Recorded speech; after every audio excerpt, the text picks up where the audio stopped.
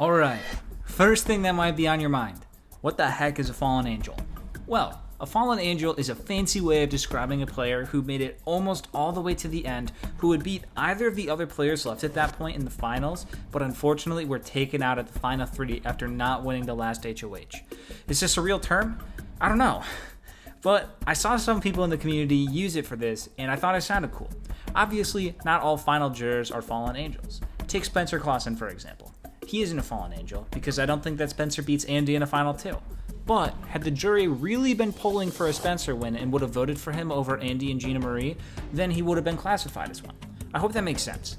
Also, this ranking is not necessarily a top 5 final juror ranking either. Let me repeat, this list is not the top 5 best players that got 3rd. Some players taken out 3rd were not great players, but given the circumstances of their seasons, were the biggest jury threats at that point. You'll see what I mean once we get there. And now that I've got your attention, it's time I finally talked about something. The pronunciation of my name. You ready? Ethanimale. Ethanimale. Boom. I've been meaning to do this in my past few videos, and I'm happy to have finally done it. Now that that's taken care of, we can get into my number 6 fallen angel. I can help you. I don't really give a Amanda.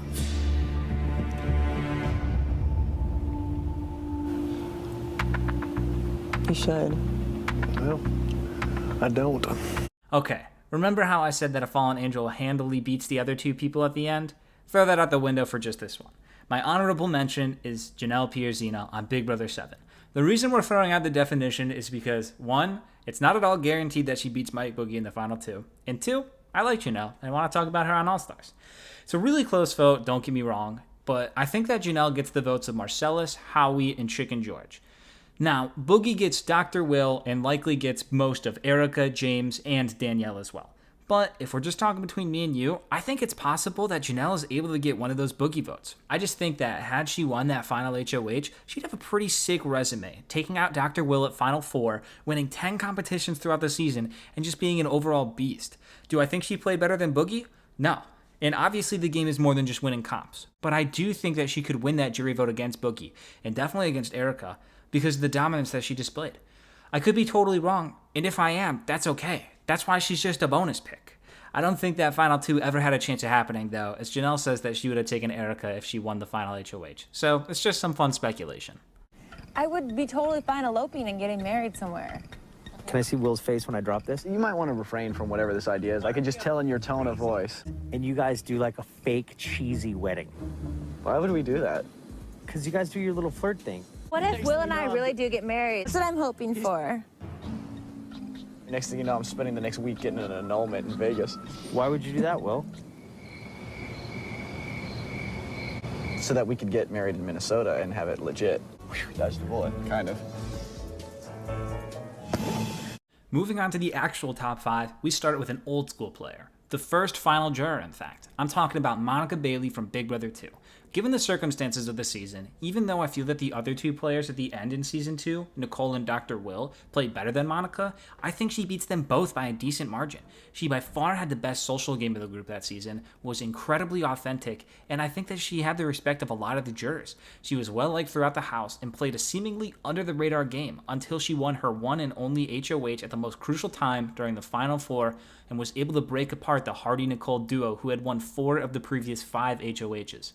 She was a real treat to watch on the show too, as her in-game social aptitude flawlessly translated over the cameras, and she was easily one of the most entertaining and authentic players of the season. I think sitting in the final 2 against either Will or Nicole, she takes the crown. While Will gets Boogie and Shannon's votes, and Nicole should get Hardy's vote, I think Monica either gets the other juror votes, or at least has a chance of getting all the other jury votes. The jurors were able to watch Monica from home and see that she was always being a real one, and at the time, the jurors were not super big fans of cutthroat gameplay, and Monica's under-the-radar playstyle probably looked more attractive to vote for as a juror. I feel that her social game and not having some of the negative drawbacks that the other 2 finalists had, such as some jurors' disdain for Will's cockiness or Nicole's unimpressive jury answers, would be enough to garner enough votes to beat either of them.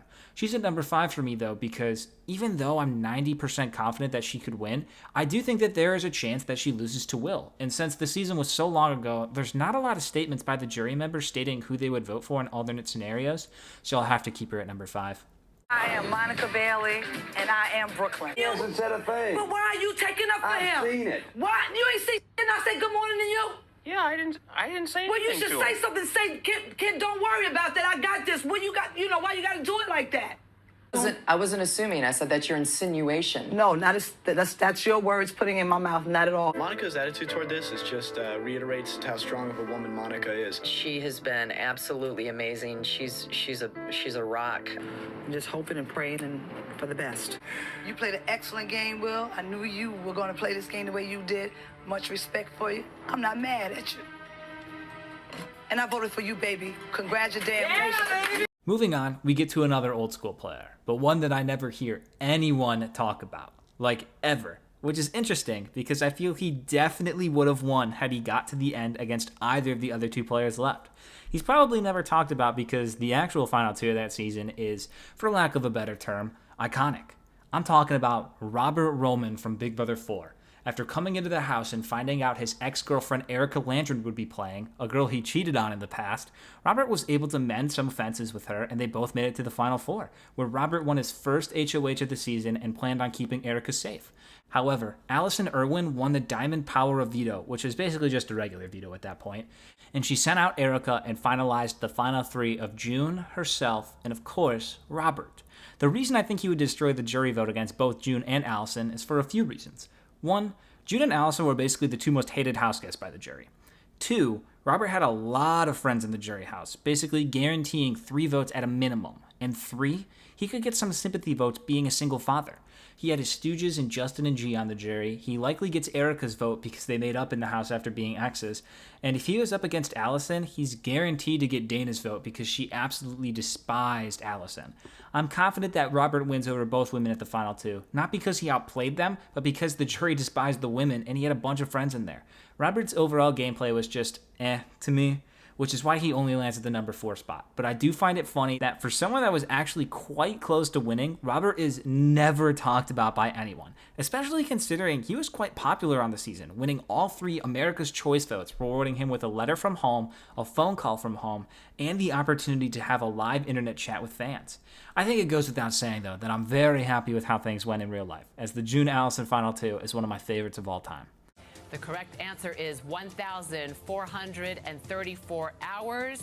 Robert, congratulations. You are the new head of household. June, hand over the key to the HOH bedroom. Thank you, house guests. Over. You've been strong on one side of the house. You've been winning competitions. You have the jury. You have the votes. And I have no choice. But I have to vote to evict you. I'm sorry. Okay. Let's walk me out, girls. Well, she is here tonight, so let's bring her in, and you can say it right now.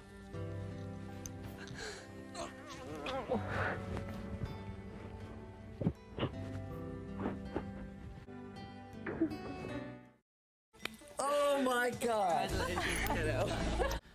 Up next, we have another player that is rarely talked about, but was just one question away from winning the whole thing, handily, like near unanimous. But unfortunately, he couldn't pull through, and he lands in my number 3 spot.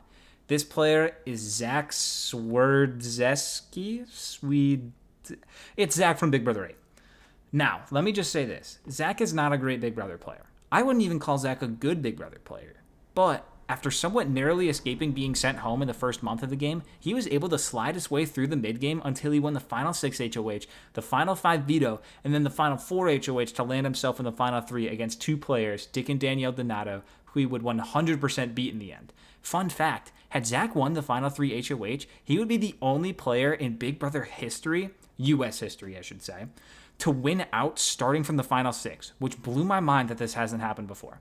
But anyways, the jury of BB8 were not big fans of the Donatos and would have voted for anyone other than them at the final 2. Even Zach, who probably couldn't beat many other players than the Donatos. But hey, it doesn't matter who you're sitting next to at the end as long as you can beat them. Zach and Robert are pretty interchangeable on this list, and the only reason I put Zach higher is strictly based off jury votes. If Robert is against June in the final 2, I think June could get maybe 2 or even 3 votes to win. But with Zach sitting against either Dick or Danielle, he gets everyone's vote except for the other Donato and probably America's vote through Eric. Regardless, Zach wins handily, and for that reason alone, he's a fallen angel. Similarly to Robert, though, I'm glad that he didn't win the final HOH because having a father-daughter duo on the final 2 seats was such a cool thing, regardless of how much luck and/or America's influence had to do with it. Oh, the thing, she hasn't done a damn thing in this game since she's been here. The thing is, I know that you have personal differences with her to a certain degree. I actually don't care. And Zach is the winner. Congratulations, Zach. You have won the power veto. You have just a few minutes to decide if... I'd like to see him here tonight where he could beg and plead for us to vote for Danielle. Sorry, guys. I don't know if this makes you feel better or worse, Zach. It would have been a 6-1 vote. You would have crushed either one of them. We are not glad to see you at all. I'm sorry. A few minutes to decide. Now we're down to the final 2, and I just want to say, gameplay-wise, these 2 are at a much higher level than anyone that we've talked about already. I want to say that it was a hard choice for me between the top 2, but it really wasn't. My number 2 pick is possibly a surprise for the casual audience, but it's JC from Big Brother 20. I talked about his gameplay a bit in my video about recruits, but JC played a very strong strategic game. He had half of the house just completely bamboozled and could lie and manipulate them with ease, week after week, to get what he and Tyler wanted. The most famous example of this being when he got into Fessy's head about Scotty during Fessy's HOH reign, and ended up getting Fessy to send home one of his only allies when the rest of the house was against him. Unfortunately for JC, his main flaw in the game was not realizing that his partnership with Tyler was more one-sided than he would have wanted. Unlike Tyler, though, JC had the respect of a lot of the jury. Faute viewed JC as the mastermind of the season, and I believe against Tyler, JC gets most of the votes other than Angela, Brett, and Casey. And if JC was against Casey, I think he gets most of the votes other than Angela, Tyler, and Bailey. Even the fact that JC was able to make it as far as he was is pretty incredible, not being a real target until the final 4, where he came in clutch with his only competition win of the summer. The reason I have JC placed higher than the prior Fallen Angels is, like I said before, he was just playing leagues higher than the other players. JC was, in my opinion, easily the second best player of this season, and for lack of better words, the prior players I discussed were not that. So even though JC doesn't win unanimously or even near unanimously, I think he still handily wins in a 6-3 vote against either finalist, and therefore I could not feel justified putting someone like Robert Roman above JC on this list. He really played a strong strategic game, and as someone who was recruited to the show, as well as having English not even being their primary language, JC surpassed initial expectations and would have won a jury vote against anyone in a final handful of players at a minimum. Unfortunately for him, he needed to win that final HOH and ultimately couldn't pull through. But hopefully this runner-up spot on the list is enough to make up for the 500 G's he couldn't take home. JC. JC. Rise and shine. JC. JC. No napping. JC. JC. I said it's time to get up for the day. JC. Bob, I think you have bipolarity problems. You start screaming, and then out of nothing you're really nice. Are you related to Sam? How did you get here? Well, JC, that little put me up, but I deserved it. What an HOH! You'll be like America's favorite, and then you're not gonna be the forgotten anymore. Damn, you're kind of like the size of my dog. Shut up. I like it. And now we're finally here. Number 1, the Ace of Spades, Vanessa Rousso. By far, the greatest fallen angel of all time. Practically the definition at this point. Big Brother 17 was Vanessa's game to lose. Unlike any of the prior players that I mentioned, Vanessa has one thing that makes her stand out. She didn't even need to win that final HOH. With Monica, Robert, Zach, and JC, neither of the other 2 members in the final 3 were bringing them to the end. With Vanessa though, Liz Nolan would have brought her to the end had she won. Already a great spot to be in. Also, Vanessa destroys both Liz and Steve in the final 2. Okay, maybe destroys is a bit too much, but she wins easily. After playing one of the most strategically ruthless games of all time, Vanessa came one question away from winning the whole thing. One question. Choosing between drilling holes in people's teeth or working out and getting ripped. Vanessa was so close, and it really shows how much luck can be involved in these games. She played to the best of her ability, and no matter what she did from the final 6 onward, she was always going to be in a position where at least one of the final 3 players wouldn't bring her to the end. So I have a hard time even faulting her too much here. Like I said, she played one of the best strategic games of all time, was a huge competitor as well, becoming one of just a handful of people to win 4 HOHs before the finale even happens. I think going against Steve or Liz in the finals Vanessa wins 7-2. I'm probably being super repetitive now, but it's because I don't even know what else to say. She came so close to becoming the most dominant female winner of all time, and she did basically everything she could to get herself to the point where her game came down to a coin flip. But that's how Big Brother can be sometimes. You can play as hard as possible, but if you don't win the crapshoot that used to be the final 3 HOH, there's nothing you can do except watch 2 other players sit where you long to be at.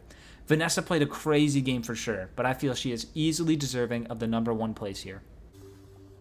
Those were some pretty harsh words, especially for someone like me. So I would love it if you could explain them. I was pissed. Well, it wasn't my idea, this whole thing. You know what? I'm gonna end it here. But why not in that moment? That is what it just, I don't understand why you're being so venomous, like with me, like I'm the one on the block. I just don't feel like explaining her. Whoa. You made a final deal with her. With her? Liz. I've never had one with her. I didn't make any promises to her with me. Why not? Why would I? I'm already keeping her. That's a big enough thing. I didn't promise her. Okay. Oh! Okay, do it to Steve! And there we go. I'm sorry if I didn't include your favorite final juror on here. Jason Guy, Diane Henry, and Kevin Campbell were all players I considered, but unlike the players I just talked about, I wasn't nearly as confident that they'd win the jury vote against both original finalists, even though I included Janelle as an honorable mention, who's in the same boat as them. But, oh well, nothing we can do about it. Not that these players wouldn't win, I just feel that Lisa, Drew, and Jordan respectively would give them a run for their money at the end, and that disqualifies them from my specific criteria. So even though Jason would bring Danielle to the end and win the game in Big Brother 3 had he won the final HOH, because he wasn't the absolute clear winner against Lisa as well, I didn't include him. Is the criteria I set in place silly and absolutely futile, given that I'm looking at scenarios that would never happen? Possibly. But all of these videos are fruitless at the end of the day, and just a bit of fun speculation to give me something to do over this long summer. So I hope that you can look past some of my pointless rules set in place and enjoy it for the dumb fun that it is.